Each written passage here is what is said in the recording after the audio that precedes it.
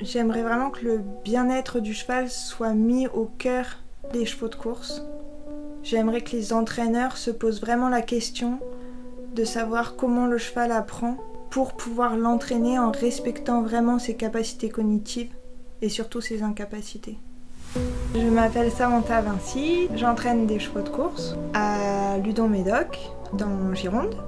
Je suis cavalière de dressage. Je suis sortie jusqu'en amateur 1. Depuis des années, finalement, quand je reviens sur mon parcours, il y avait une recherche du bien-être animal.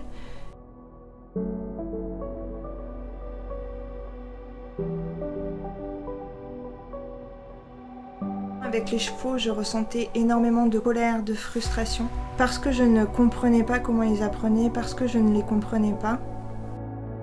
Je pensais que la seule réponse était de m'énerver dessus pour leur faire comprendre. Et même moi, au niveau de mon énergie, ça me demandait énormément, beaucoup plus d'énergie de m'énerver dessus, plutôt que maintenant de me dire ok, juste, je vais réfléchir et je vais les aider.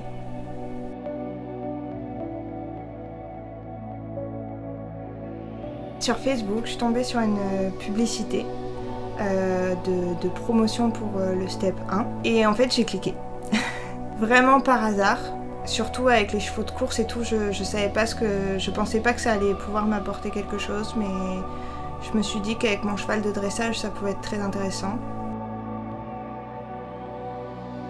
Et je pense qu'au début, le parcours a été quand même assez difficile. Je comprenais pas pourquoi des choses aussi simples à faire avec mon cheval étaient aussi difficiles pour moi.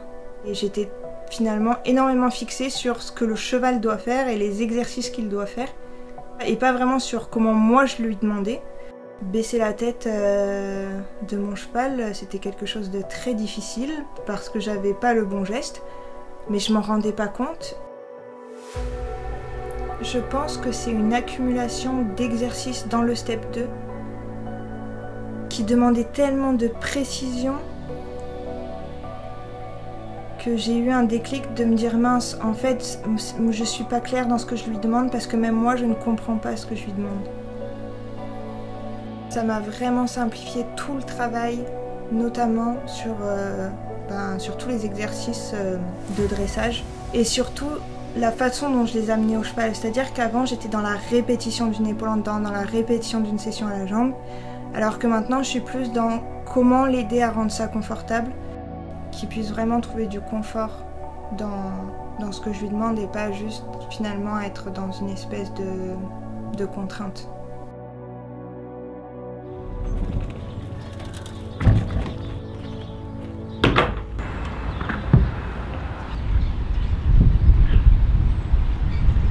Je pense que globalement avec les trotteurs, on exploite quand même beaucoup la fuite. Donc la fuite pourrait amener le galop, mais du coup on empêche le galop par des artifices ou des enraînements. Alors que quand on part avec un cheval qui n'est pas dans la fuite, le travail est vraiment beaucoup plus intéressant. Là où j'ai réussi le plus facilement à mettre en place plus de compréhension, plus d'éthique dans ma pratique avec les chevaux de course, ça va être vraiment tout ce qui est manipulation du poulain, du jeune cheval et le débourrage. C'est-à-dire juste les bases du step 1, du step 2, le travail aux longues graines en licol et déjà aborder tout le travail en licol avant de passer au filet. Isaiah, c'est une jument de 4 ans qui est née chez moi. C'est vraiment le premier débourrage attelé que j'ai fait en utilisant tout ce que j'avais appris, que ce soit en step 1 ou en step 2. Et ça s'est vraiment merveilleusement bien passé. Et en fait, c'est là que j'ai pris conscience d'à quel point une bonne base dès le début était primordiale. Et ça m'a fait vraiment très très bizarre d'atteler une jument qui n'était pas dans la fuite alors qu'elle venait d'être débourrée. C'était vraiment une sensation que je n'avais jamais connue avant. J'ai vraiment eu un sentiment de sécurité, de facilité aussi, parce qu'après tout le travail qui en a découlé finalement, c'était de lui expliquer le go. Et à tout moment je pouvais l'arrêter, donc c'était vraiment agréable et c'est vraiment pas le cas de tous les trotteurs. Et j'ai eu aussi un peu de mal à lui faire prendre de la vitesse au trot. Mais j'ai préféré prendre mon temps et expérimenter comment je pouvais lui apporter la vitesse tout en préservant au mieux son mental, son émotionnel et son physique.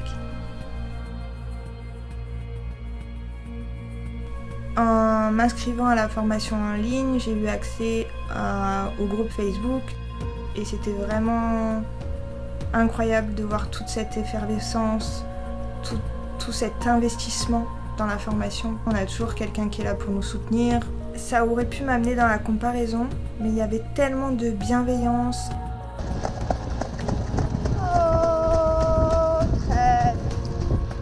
Il y a vraiment aussi une quête du savoir-être.